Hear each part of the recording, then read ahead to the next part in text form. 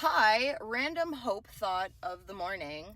As diagnoses of autism continue to go up every single year, I'm just wondering if there's any neuroscientists or people who study brain development who might see a correlation between second and third generational fetal alcohol syndrome, and if that is being studied.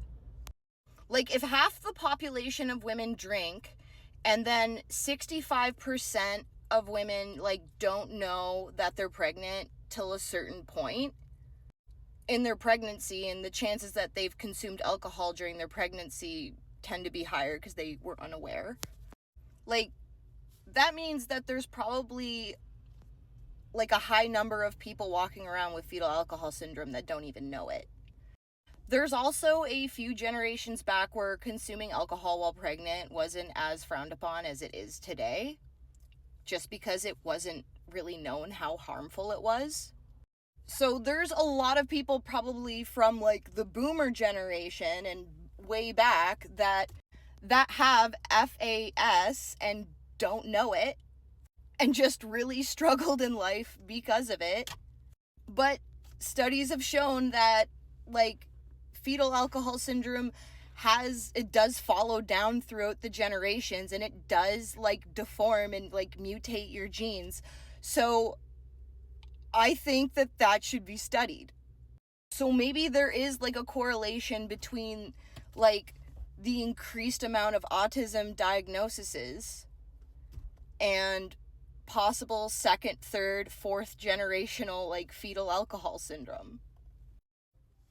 And if it's not being studied, it definitely should, because that's a really high percentage of people who have it and don't know it. And then now we have a whole generations of people coming out and they have autism. I'm not saying that's what it is, but it should be looked into. Anyways, that's my random hope thought of the morning. Good morning. Mwah, mwah, bye. I agree that the toxins could be a possibility because we have a lot more going into our body than what we did decades ago.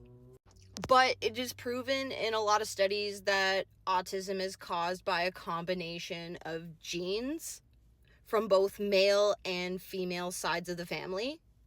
And ADHD, although it's not autism, it has similarities to autism. ADHD also, in a lot of FAS diagnosis, is prevalent. A lot of people who have FAS have ADHD. And this is just my own personal observation, because I know a lot of people who either have autism or they have ADHD, and alcohol and or substance use tends to be prevalent in their family or in their family background. Not necessarily their mom and stuff, but they always seem to have somebody in the family who has those types of issues. And that's just what I've noticed, seen, and recognized. So although I agree with you with the toxins, because those are going to mutate us as well. Our body is built to survive and change due to the environmental circumstances. However, I think that maybe they should look into what I was talking about with, third and fourth generational gene changes due to past in the family, fetal alcohol syndrome that you might not even know is there. It's just an idea. Don't shoot the messenger. I'm not a fucking doctor or neuroscientist or anything, but it's just observations that I've personally made, and then me being a geek and reading up on random information because it's fun for me. I feel they should look into that because it might make sense. Anyways, I just wanted to start a conversation, so that's what this Hopey hypothesis is about. There's lots of different opinions on what causes autism, toxins from chemicals in our food and in our laundry detergent.